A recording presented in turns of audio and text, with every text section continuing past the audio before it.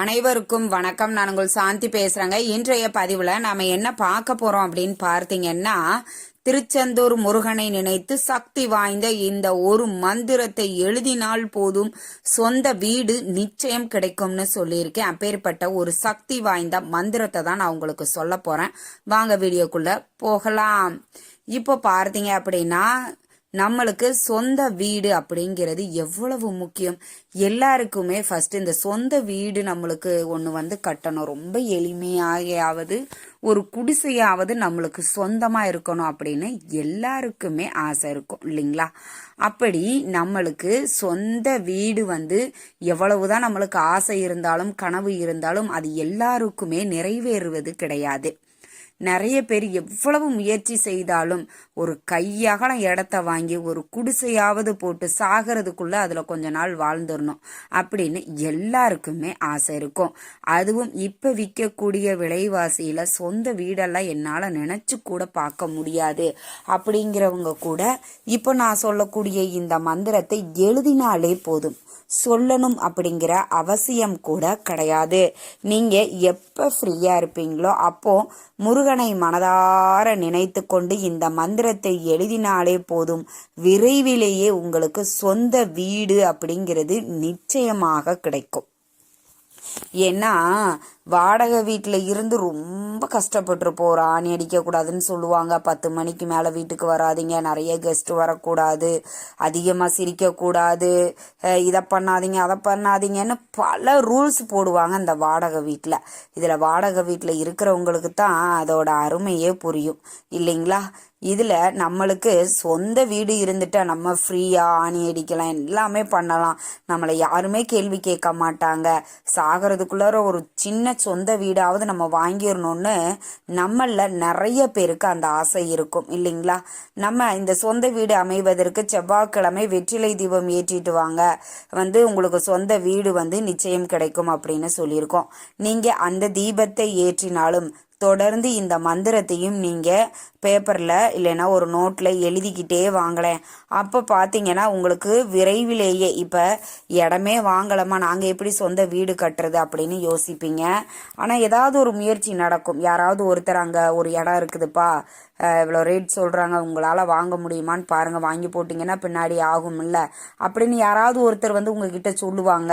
சரி போய் பார்க்கலாமேன்னு நினப்போம். அப்புறம் போய் பார்த்துட்டு பிடிச்சிடும், ஏதாவது ஒரு கடனை வாங்கி ஒன்று வாங்கி போடுவோம் அப்படின்னு ஒரு இடத்த வாங்குவீங்க. இல்லை இடமெல்லாம் வாங்கிட்டோம்மா வீடு தான் கட்டணும் அப்படிங்கிறவங்க கண்டிப்பாக அந்த வீடு கட்டுவதற்குண்டான லோனோ இல்லை வேற ஏதோ ஒரு முயற்சிகளோ கண்டிப்பாக நடக்கும். அதனால் தொடர்ந்து இப்போ உங்களுக்கு டிஸ்பிளேல தெரியுது பார்த்தீங்களா, இந்த மந்திரத்தை தாங்க நீங்கள் எழுதணும்.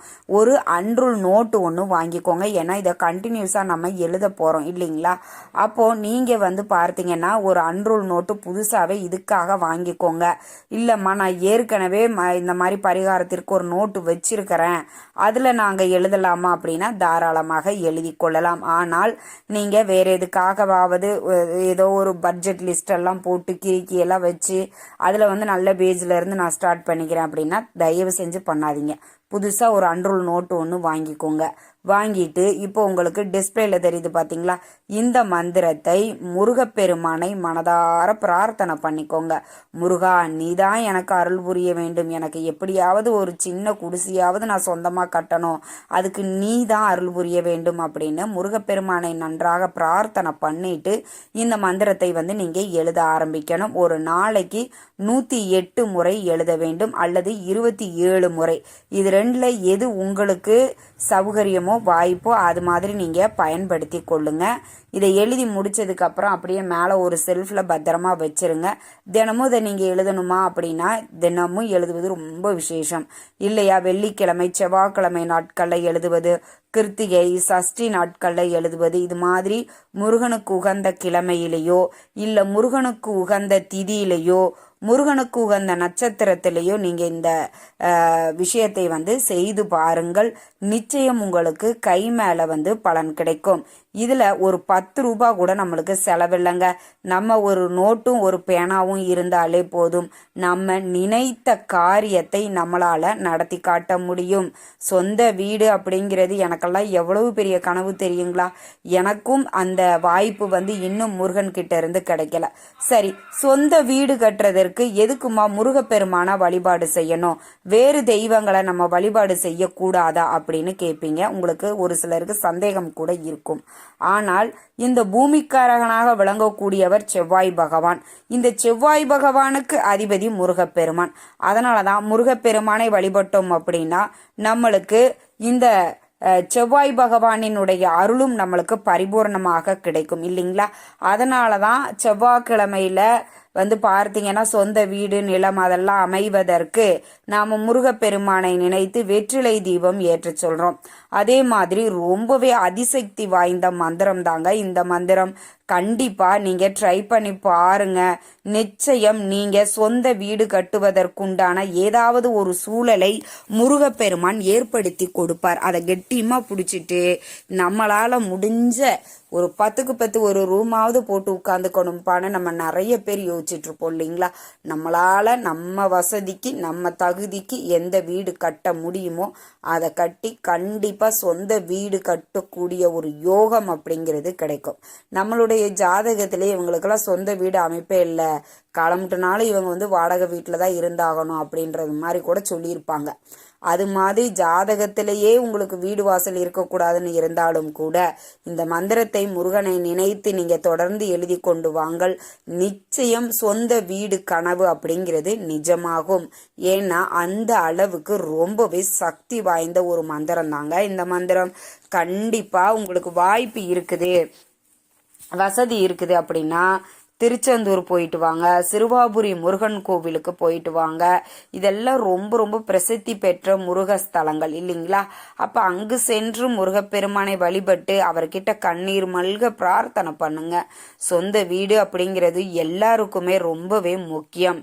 இருக்க இடம், உடுத்த உணவு, உடுத்த உடை, உண்ண உணவு, இந்த மூன்றும் ஒரு மனிதனுக்கு ரொம்ப முக்கியம் இல்லைங்களா?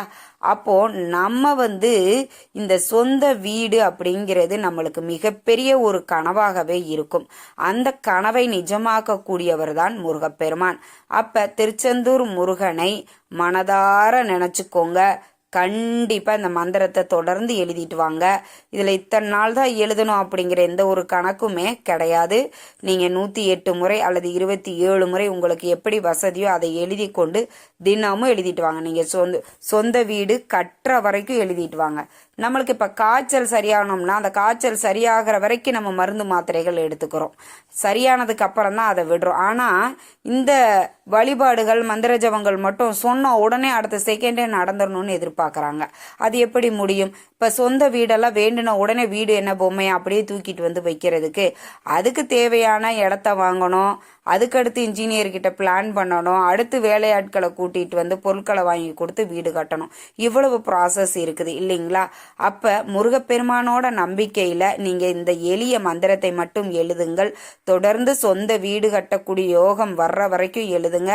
நிச்சயம் முருகப்பெருமான் ரொம்ப நாள் தள்ளி போட மாட்டாரு. விரைவிலேயே உங்களுக்கு சொந்த வீடு கனவு அப்படிங்கிறது நிஜமாகும். இந்த தகவல் உங்களுக்கு இருந்திருக்கும் நினைக்கிறேன். பிடிச்சிருந்தா லைக் பண்ணுங்க, ஷேர் பண்ணுங்க, கமெண்ட் பண்ணுங்க. இந்த பதிவை உங்களுடைய உற்றார் உறவினர்கள் நண்பர்களுக்கும் ஷேர் பண்ணுங்க. அவங்களும் பார்த்து பயன்பெறட்டும். நன்றி, வணக்கம்.